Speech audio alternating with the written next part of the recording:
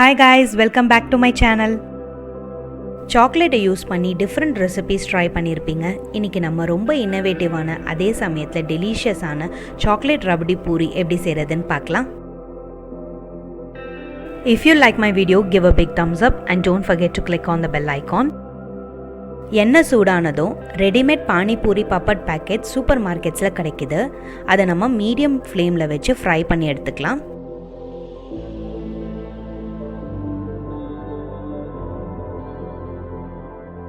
பூரி நல்லா colour change ஆகி fry ஆனதும் எடுத்துடலாம். உங்களுக்கு தேவையான அளவு பூரீஸை ஃப்ரை பண்ணி எடுத்துக்கோங்க.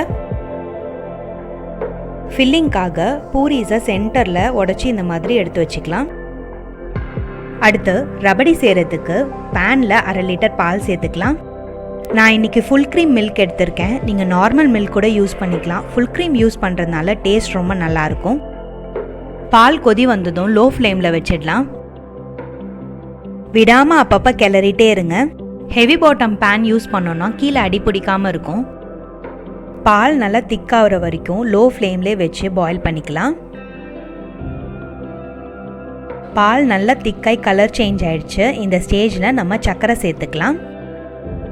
2 டீஸ்பூன் சர்க்கரை சேர்த்துக்கிறேன். சாக்லேட்லேயே சுகர் இருக்கிறதுனால சர்க்கரையை கம்மி பண்ணிக்கிறேன். உங்கள் டேஸ்ட்க்கு ஏற்ற மாதிரி நீங்கள் சர்க்கரை சேர்த்துக்கோங்க. ஏடு வாயில் வர்றது பிடிக்கலன்னா நீங்கள் மிக்சியில் கூட பிளெண்ட் பண்ணி எடுத்துக்கலாம்.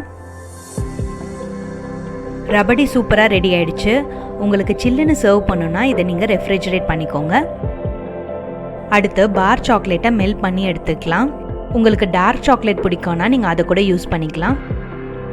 நம்ம ஃப்ரை பண்ண பூரீஸை சாக்லேட்டில் கோட் பண்ணி பட்டர் பேப்பரில் வச்சிடலாம். எல்லா பூரீஸையும் சாக்லேட்டில் கோட் பண்ணி செட் ஆகிற வரைக்கும் ரெஃப்ரிஜரேட் பண்ணிக்கலாம். சாக்லேட் பூரி ரெடி ஆகிடுச்சு. எனக்கு ஒரு 30 மினிட்ஸ் ஆச்சு அது செட் ஆகிறதுக்கு. இந்த ரெசிபியை மேரேஜ் ஃபங்க்ஷனில் சாப்பிட்டேன். ரொம்ப நல்லா இருந்தது. அதனால் நான் இன்றைக்கி வீட்டில் ட்ரை பண்ணி செஞ்சு பார்த்தேன். சில் பண்ணி வச்சுருக்க ரபடியை பூரியில் ஃபில் பண்ணிக்கலாம். உங்களுக்கு தேவையான அளவு ஃபில் பண்ணிக்கோங்க. ஃபைனாக சாப் பண்ணி வச்சுருக்க நட்ஸை மேலே ஸ்ப்ரிங்கிள் பண்ணிக்கலாம். பர்த்டே பார்ட்டிஸ்க்கு செலிப்ரேஷன்ஸ்க்கு இந்த ரெசிபி பர்ஃபெக்டாக இருக்கும். ட்ரை பண்ணி பாருங்கள். சாக்லேட் பூரீஸை ஃபஸ்ட்டே செட் பண்ணி ரெடி பண்ணிக்கலாம். நீங்கள் சர்வ் பண்ணும்போது ரபடியை ஃபில் பண்ணி நட்ஸ் போட்டு சில்லுன்னு சர்வ் பண்ணுங்கள். நீங்கள் சாக்லேட் லவராக இருந்தால் கண்டிப்பாக இந்த ரெசிபி உங்களுக்கு பிடிக்கும். ட்ரை பண்ணி மறக்காமல் உங்கள் கமெண்ட்ஸை ஷேர் பண்ணுங்கள். இன்னும் ஒரு டிஃப்ரெண்ட்டான ரெசிபியோட உங்களை மீட் பண்ணுறோம். Until then, it's bye from rasithurusi.